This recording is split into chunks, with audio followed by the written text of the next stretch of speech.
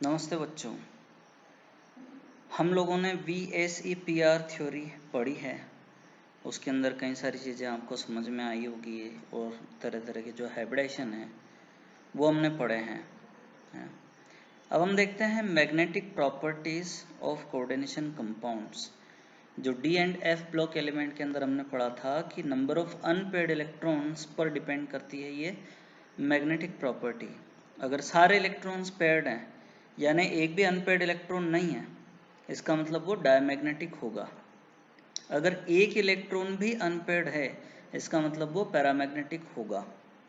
ठीक है, जितने ज़्यादा अनपेयर्ड इलेक्ट्रॉन्स होंगे पैरामैग्नेटिज्म उतनी ज़्यादा बढ़ती जाएगी।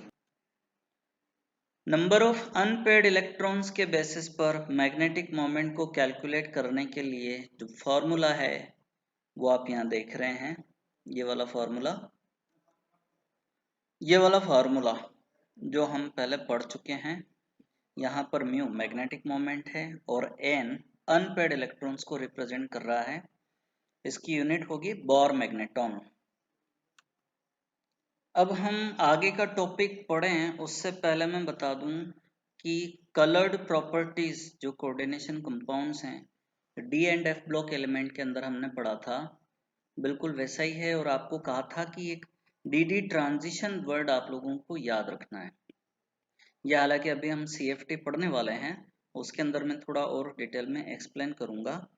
पर यह ध्यान रखना कि जो कोऑर्डिनेशन कंपाउंड्स के अंदर इलेक्ट्रॉन्स होते हैं वो लोअर एनर्जी लेवल से हायर एनर्जी लेवल पर मूव करते हैं एनर्जी एब्जॉर्ब करके, तो उनका कॉम्प्लीमेंट्री कलर वो दिखता है और ये लिगेंड की नेचर पर भी डिपेंड करता है।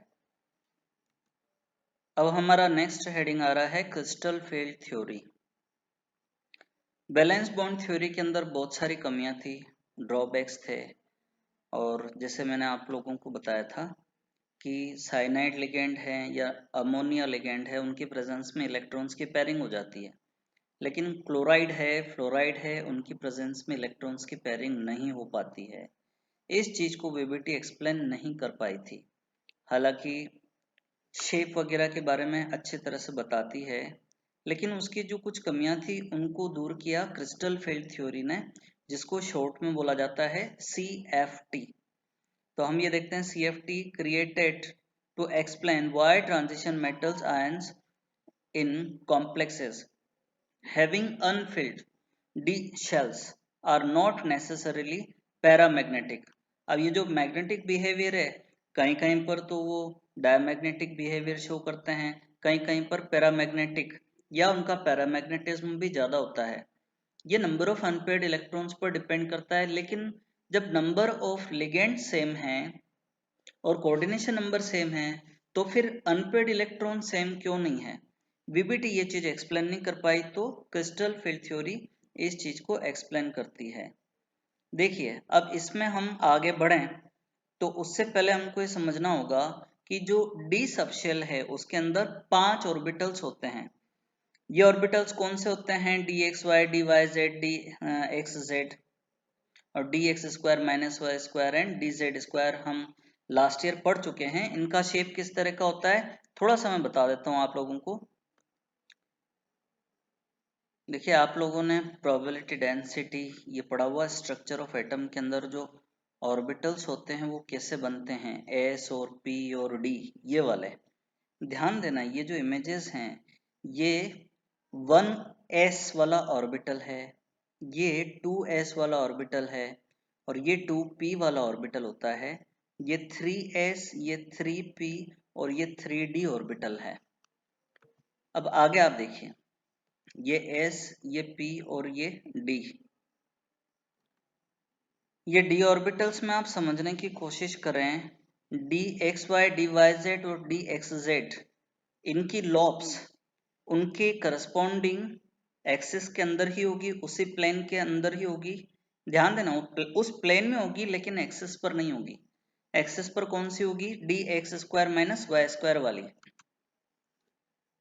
अब इसको समझें कि जो लोब एक्सिस के बीच में होती हैं जिनके अंदर, वो d ऑर्बिटल्स ये वाले हैं। यहाँ स्क्वायर नहीं लग रहा है, ठीक है। और ये वाले जो हैं स्क्वायर वाले। तो जो क्रिस्टल फील्ड थ्योरी है वो क्या बोलती है कि जब लिगेंड दूर होते हैं तब जो पांचों डी ऑर्बिटल हैं उनकी एनर्जी सेम होती है। जैसे यहाँ पर ये 1 2 3 4 और 5 ऑर्बिटल्स दिख रहे हैं, लेकिन जैसे जैसे वो लिगेंड्स पास में आते हैं इनमें रिपल्शन होने लग जाता है, और खास तौर से जो एक्सिस पर अवेलेबल लॉब्स होती हैं वो रिपल्शन ज्यादा फील करती है, तो वहाँ एनर्जी बढ़ जाती है। तो यहाँ क्या हुआ, जो डी जेड स्क्वायर और D X square minus Y square, जो ये दो ऑर्बिटल हैं इनकी एनर्जी बढ़ गई, और जो बाकी के तीन ऑर्बिटल हैं उनकी एनर्जी कम हो गई। तो इनके बीच में इस तरह से एनर्जी की गैपिंग आ गई। हम इसको क्या बोलते हैं, स्प्लिटिंग ऑफ डी ऑर्बिटल्स। ध्यान देना बच्चों, ये वाले जो ऑर्बिटल्स हैं ये डीजनरेट ऑर्बिटल हैं। डीजनरेट कौन से होंगे, जिनकी एनर्जी सेम है।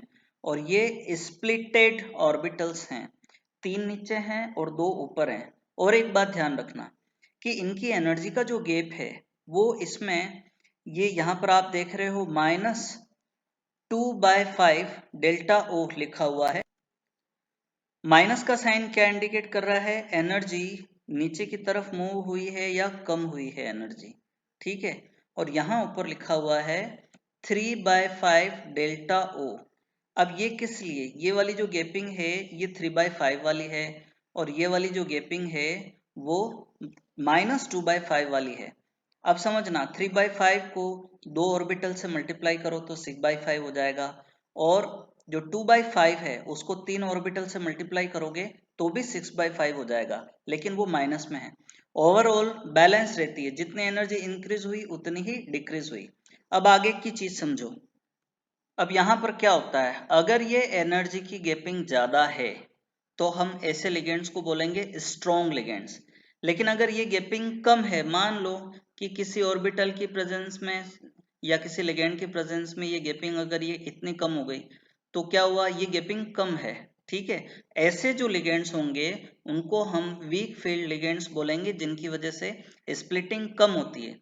लेकिन जिनकी वजह से स्प्लिटिंग ज्यादा होती है, जैसे ये वाली गैप और ये यहाँ से लेकर के यहाँ तक की, तो ये गैप ज्यादा है, उसको हम बोलेंगे स्ट्रॉन्ग लिगेंड। अब देखिए स्ट्रॉन्ग लिगेंड के केस में क्या होता है, यहाँ पर जैसे डीजनरेट ऑर्बिटल के अंदर 6 इलेक्ट्रॉन्स हैं। जब ये स्प्लिटिंग होती है तो सबसे पहले इन ऑर्बिटल्स के अंदर इलेक्ट्रॉन्स फिलअप होते हैं। टोटल 6 इलेक्ट्रॉन्स हैं, तो यहाँ पर तीन ऑर्बिटल्स के अंदर ये 6 इलेक्ट्रॉन्स आकर के एडजस्ट हो गए। ये स्ट्रॉन्ग फील्ड लिगेंड के केस में है। अगर ये वीक फील्ड लिगेंड होता तो क्या होता, मतलब स्प्लिटिंग कम होती, वहां पर ये एनर्जी की गैप कम होती। उसमें क्या होता कि जो इलेक्ट्रॉन है वो इजीली जंप करके हायर एनर्जी लेवल पर जा सकता। अब आप इमेजिन कीजिए किसी वीक फील्ड लिगेंड के प्रेजेंस में क्या होगा। यहाँ जो ये 6 इलेक्ट्रॉन्स हैं ये इन 5 स्प्लिटेड ऑर्बिटल के अंदर एंटर करते हैं। तो फर्स्ट इलेक्ट्रॉन यहाँ आएगा, सेकंड यहाँ आएगा, थर्ड यहाँ आएगा, hunts rule of maximum multiplicity के रूल के अकॉर्डिंग, ठीक है। तीन इलेक्ट्रॉन आ गए, उसके बाद में चौथा इलेक्ट्रॉन यहाँ जाएगा और पांचवा यहाँ जाएगा, क्यों, क्योंकि यहाँ एनर्जी की गैप कम है। उसके बाद में 6 इलेक्ट्रॉन यहाँ पर आएगा। देखिए मैंने यहाँ पे ये पहला इलेक्ट्रॉन भर दिया, दूसरा इलेक्ट्रॉन यहाँ आएगा, तीसरा इलेक्ट्रॉन यहाँ आएगा, चौथा यहाँ पर आएगा, पांचवा यहाँ आएगा। ये पांचों अनपेयर्ड इलेक्ट्रॉन्स हैं। अब जो 6th इलेक्ट्रॉन आएगा वो यहाँ आएगा और वो पेयरिंग में आएगा, ठीक है। तो लेकिन जो स्ट्रॉन्ग फील्ड लिगेंड है उसकी प्रेजेंस में क्या होगा, ये जो 6 इलेक्ट्रॉन दिख रहे हैं वो सारे फिलअप होंगे। उसके बाद ही अगर 7th इलेक्ट्रॉन आता तो वो यहां मूव करता, ठीक है। एक और खास बात मैं बताना चाह रहा हूं कि ये जो ऑर्बिटल्स हैं, ये दो ऑर्बिटल हायर एनर्जी लेवल पे, इनको ईजी ऑर्बिटल्स बोला जाता है, और जो लोअर एनर्जी लेवल पर हैं उनको T2G ऑर्बिटल्स बोला जाता है। अब स्ट्रॉन्ग फील्ड और वीक फील्ड की प्रेजेंस में इलेक्ट्रॉन्स कैसे फिलअप होते हैं, इसको हम नेक्स्ट वीडियो के अंदर देखते हैं।